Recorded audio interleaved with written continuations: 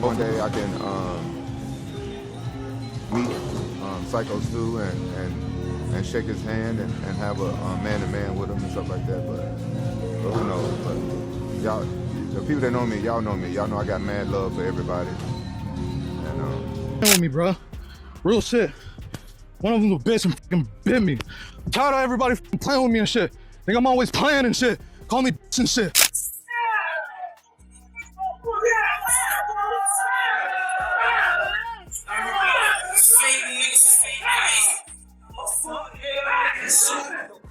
When Raja brings Syko Stu down, it's not great. And Stu lands in a way and he hits the back of his head and he looks as though he perhaps lost a level of consciousness right then.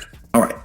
Either way, this is what happened. And either way, Raja Jackson, from my vantage point, is working out the spot the way it was planned.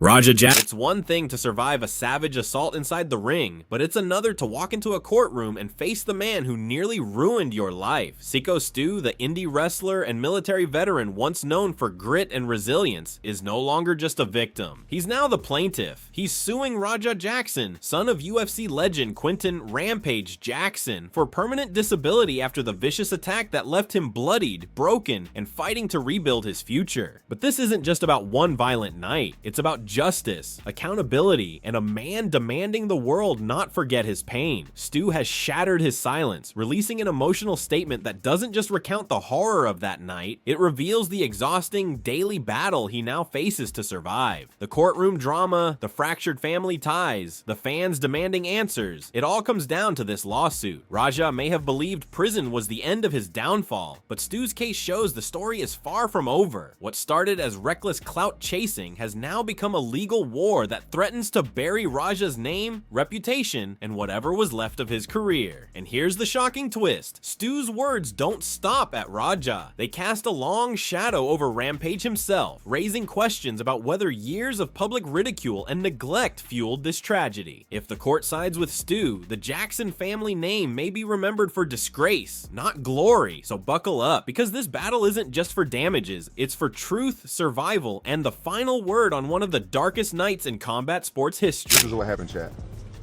He went to a pro wrestling event with his coach. Those pro wrestlers, they be just as crazy as MMA guys, right? The pro wrestling guy don't know my son, and he hit him over the head with like a can or a beer can or a bottle or something. Dog gotta go to prison. I usually don't like to involve myself in other men's situations, but I feel I'm qualified to speak on this. And dog messed up. And if it's Rampage, I love Rampage. But Rampage, turn your son in. When we're in the ring and I'm breaking it up and he shoots a double leg on me, by the way, work a better double leg, you prick. And then I'm telling you to calm down. I'm not even fighting. I'm not even being hostile. Then you're trying to work and get lower, do this, change positions, and I'm over here having to swim with you, all this other shit. And then you punch me in the eye after we're breaking it up, you loser. Raja Jackson's name carried weight before he ever stepped into a ring. As the son of UFC Hall of Famer Quinton Rampage Jackson, he was born into combat sports royalty. Rampage had made a career out of highlight reel knockouts, brutal slams, and a persona that lit up every arena he entered. Fans expected Raja to inherit that same fire, that same dominance. But the reality couldn't have been more different. Raja's fight resume was thin, one pro fight, a few amateur bouts, and nothing that turned heads. Unlike his father, who thrived under the spotlight, Raja seemed crushed by it. Everywhere he went, he lived in the shadow of Rampage, unable to measure up. Online trolls mocked him, fans dismissed him, and even Rampage himself publicly belittled his son during live streams, making jokes at his expense. Instead of toughening him, it left Raja spiraling, desperate for validation, but with no real outlet to earn it. So he turned to live streaming on Kick, where his antics drew small crowds but constant ridicule. His streams weren't about showcasing skill, they became tests of his ego. The chat would bait him, calling him soft, weak, or a failed version of Rampage. And Raja, unable to handle the mockery, often lashed out. Every broadcast felt like a desperate attempt to prove himself, to silence the voices that haunted him. On the other side of this story is Syko Stu. Unlike Raja, Stu had no famous last name propping him up. He was a military veteran who found purpose in the chaos of indie wrestling. The ring wasn't about fame, it was therapy. Stu openly admitted wrestling helped him cope with PTSD, channeling his pain into performance. He wasn't a WWE star, but he was respected by peers and fans who admired his heart. While Raja sought clout, Stu sought survival. That contrast couldn't have been clearer. When their worlds collided in Sun Valley, California, it was supposed to be nothing more than another small wrestling show. But for Raja, fueled by ego and desperation, it became the chance to prove something. For Stu, it became a turning point he never saw coming. Brother, dumb animal, put him in a cage, straight up. Not a human, not allowed in society. Control yourself, bitch. Him. Bring that sparring partner back, tornado kick him again, animal. The best part about that is like he needs his rest and his space, and his family needs their rest and their space, and I don't want to be an extra. The setting was Knox Pro Wrestling Academy, a school tied to legends like Rikishi. For most wrestlers, it was a proving ground, a place to sharpen skills, entertain loyal fans, and build characters in front of small but passionate crowds. On this night, Syko Stu was booked for the show. He was there to perform, to give fans the mix of grit and showmanship they came for. Raja, on the other hand, wasn't on the card. He was backstage, streaming live, fishing for content to boost his Kick channel. During the event, Stu, always in character, playfully tapped Raja on the head with a prop beer can. To the wrestlers backstage, it was harmless, a routine gag in a business where theater and reality constantly blur. But Raja didn't laugh. He wasn't a trained wrestler, didn't grasp the unwritten rules of respect that exist within the industry. To him, it was an insult, a humiliation, especially with his live stream audience watching. Another wrestler, AJ Mana, stoked the fire. He reportedly told Raja to give him a receipt. In wrestling terms, a receipt means hitting back, sometimes stiff, sometimes painfully real, to send a message. In Raja's fragile state, those words were like gasoline on dry wood. The trolls in his chat echoed it, calling him weak if he didn't act. Raja saw an opportunity. If he retaliated, he'd finally silence the doubters. What should have been a lighthearted moment backstage instead spiraled into the foundation for a nightmare. To everyone else, it was just a joke. To Raja, it was war. As the night dragged on, Raja's anger didn't fade, it grew. On his live stream, his frustration turned into obsession. At first, he brushed it off with a half-joking line. I won't hurt him too bad. He was drunk. But minutes later, his mood shifted. His words grew darker, his tone more menacing. He told his viewers straight up, this isn't going to be scripted. I'm dead serious. I'm going to hit him as many times as I can. Watch the chat egged him on, mocking his hesitation, daring him to prove he wasn't all talk. Instead of cooling down, Raja doubled down. He fed on the insults, promising them a violent spectacle. His father, Rampage, was streaming too, but instead of intervening, he made jokes, mocking Raja for hanging around guys in booty shorts. It was the kind of ridicule that had followed Raja his entire life, but in this moment, it broke something inside him. For lawyers, this footage was gold. Stu's legal team later submitted it as undeniable evidence of premeditation. Raja wasn't caught in the heat of the moment. He was plotting in front of an audience.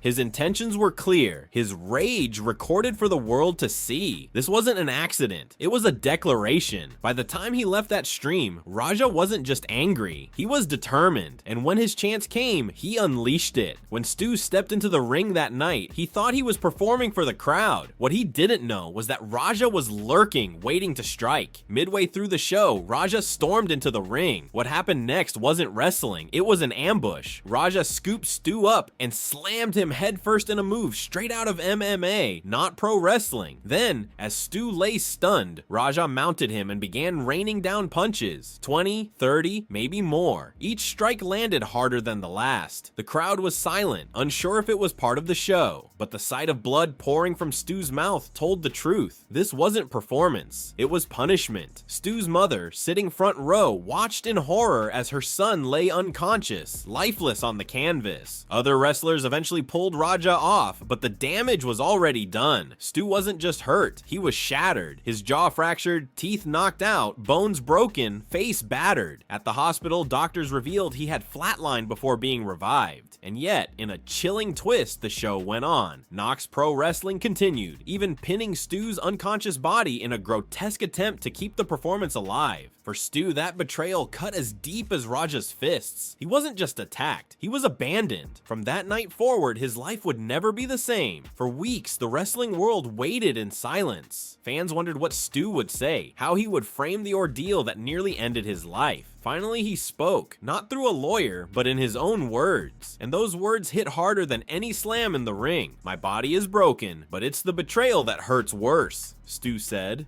He recounted the night in painful detail, describing the humiliation of being attacked in front of his mother, of bleeding out while the show carried on. He called it the most terrifying and degrading experience of his life. But his statement wasn't just about his suffering, it was a demand for justice. Stu revealed that the injuries left him permanently disabled. He could no longer wrestle, no longer perform, no longer live the life he had fought to build. His lawsuit sought damages for medical bills, lost income, and the psychological scars that would never heal. Fans who once knew him as a respected but modest indie wrestler now saw him as something greater, a survivor, a man refusing to let violence define his story. His statement transformed the narrative. This wasn't about clout or revenge. It was about survival, accountability, and ensuring that what happened to him would never happen to another performer again. For Raja, it was the worst case scenario. His victim wasn't disappearing quietly, he was taking the fight to court. The fallout from Stu's official statement was immediate and explosive. Within hours, the wrestling community rallied around him, condemning not just Raja, but Knox Pro Wrestling itself. For veterans of the sport, the moment that broke their trust wasn't just the attack, it was the grotesque decision to keep the show going, even pinning an unconscious Stu for the sake of entertainment. To them, that wasn't wrestling, it was exploitation. Wrestlers across the indie scene spoke out. One veteran bluntly declared, "Pinning a man while he's bleeding and unconscious isn't a storyline, it's betrayal." Social media lit up with messages of support, with wrestlers demanding reforms and stricter safety standards. For many, Stu's ordeal became a symbol of how vulnerable performers are when promotions chase clout over care. The MMA world didn't hold back either. Fighters like Kevin Lee and Sean Strickland, who had previously criticized Raja's actions, doubled down, this time framing the lawsuit as the only way forward. "If the courts don't handle this, then no lesson will be learned," Strickland said in an interview. To him and others, Raja wasn't just a failed fighter, he was a disgrace to the entire combat sports industry. Fans amplified the outrage. Hashtags like #JusticeForStu and #ProtectTheWrestlers trended for days, turning Stu's personal tragedy into a wider movement. They weren't just demanding Raja be punished, they wanted accountability from promotions, from Rampage himself, and from the culture of humiliation that many believed fueled Raja's rage. Even Chael Sonnen, known for his sharp tongue and often dismissive takes, reversed his earlier stance. At first, he brushed it off as clout-chasing nonsense. But once the lawsuit details dropped and Stu's words went public, Sonnen admitted, "This wasn't a work. This was a crime, and it's bigger than one bad night." By then, the verdict in the court of public opinion was already clear. Raja Jackson had no defenders left. The filing of Stu's lawsuit shifted the drama from social media to the courtroom, transforming it into a full-scale legal war.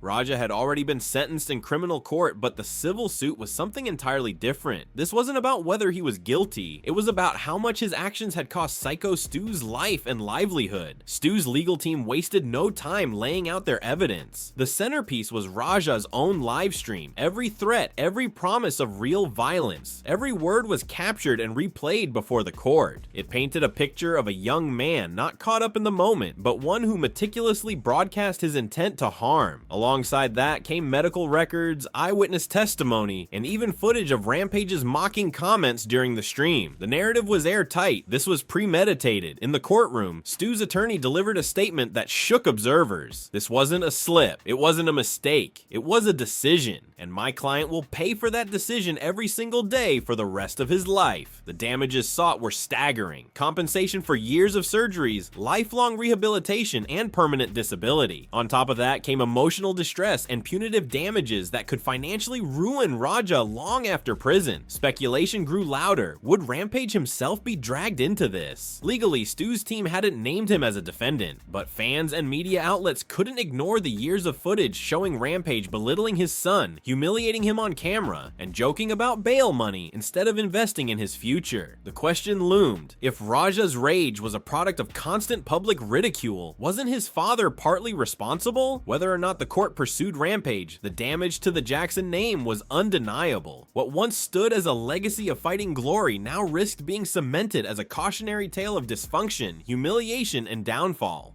Even as legal arguments raged, one name kept haunting every headline: Quentin "Rampage" Jackson. Once celebrated for his charisma and knockout power, Rampage now found himself painted as more than just a bystander. The internet unearthed clip after clip of him mocking Raja, putting him in headlocks on live streams, clowning him for his lifestyle choices, laughing as chat rooms roasted his son. At the time, fans brushed it off as tough love, but in hindsight, it looked like years of psychological warfare. In one resurfaced stream, Rampage sneered that he'd set aside bail money instead of college tuition for his son. In another, he ridiculed Raja for being vegan, turning his dietary choice into a running joke. These clips, replayed in the wake of Stu's lawsuit, painted a picture of a father who didn't nurture but dismantled his son's confidence in public. Commentators argued that Raja's spiral was predictable. Years of being mocked by trolls online was bad enough, but being mocked by your own father in front of thousands, that humiliation could curdle into rage. Some fans went as far as to say Rampage hadn't just failed as a parent, he had unknowingly lit the fuse that led to Stu's destruction. In the courtroom of public opinion, Rampage was on trial just as much as his son. His once beloved image as a larger-than-life fighter was overshadowed by a darker reputation, a man whose banter may have left scars far deeper than anyone realized. Whether he liked it or not, the Jackson legacy was no longer defined by victories in the cage. It was defined by disgrace. While the lawsuit unfolded, two parallel stories played out. On one side was Syko Stu, the broken veteran struggling day by day to piece his life back together. His surgeries piled up, his rehabilitation was grueling, and the emotional scars ran deep. Yet every update he shared reminded fans of his resilience. He wasn't asking for sympathy, he was demanding justice. His lawsuit wasn't just personal, it became a rallying cry for indie wrestlers who put their bodies on the line without safety nets or proper protections. On the other side sat Raja Jackson, a man whose life had collapsed under the weight of his own actions. His fighting career? Finished. Wrestling? Blacklisted. Streaming? Poisoned by infamy. Even the Jackson family name, once synonymous with combat sports pride, was now dragged through the mud. Prison stripped him of freedom, but the lawsuit threatened to strip away everything else: money, reputation, and even the faint hope of a comeback. The contrast couldn't have been sharper. One man, broken but rebuilding; the other, crushed by the very rage he unleashed. Stu's resilience turned him into a symbol of survival. Raja's downfall made him a cautionary tale of wasted legacy and unchecked ego. The saga of Raja Jackson versus Syko Stu will be remembered not just as a viral moment or a courtroom scandal, but as a stark warning for the entire combat sports world. It showed what happens when ego, humiliation, and online clout chasing collide inside an industry already built on blurred lines between performance and reality. For Syko Stu, the fight is about justice and dignity. His permanent disability claim ensures that the story isn't buried under prison sentences or forgotten headlines. His resilience makes clear that this battle is about more than money. It's about accountability, about forcing the world to remember that behind the spectacle are human beings with lives and families. For Raja Jackson, it's the end of a spiral. What began as a desperate quest to prove himself turned into a tragedy that destroyed his career, reputation, and freedom. His downfall proves that chasing validation through violence and clout doesn't just fail, it destroys everything in its path. And for Rampage Jackson, the shadow remains. Was Raja's rage born from his own ego, or was it fueled by years of public humiliation from his father? That question may never be answered in court, but in the court of public opinion, the Jackson legacy now carries a stain that no championship belt can wash away. At the end of of it all, one truth stands out. In a world obsessed with fame, spectacle, and viral moments, the fight for dignity and accountability is the only battle that truly matters.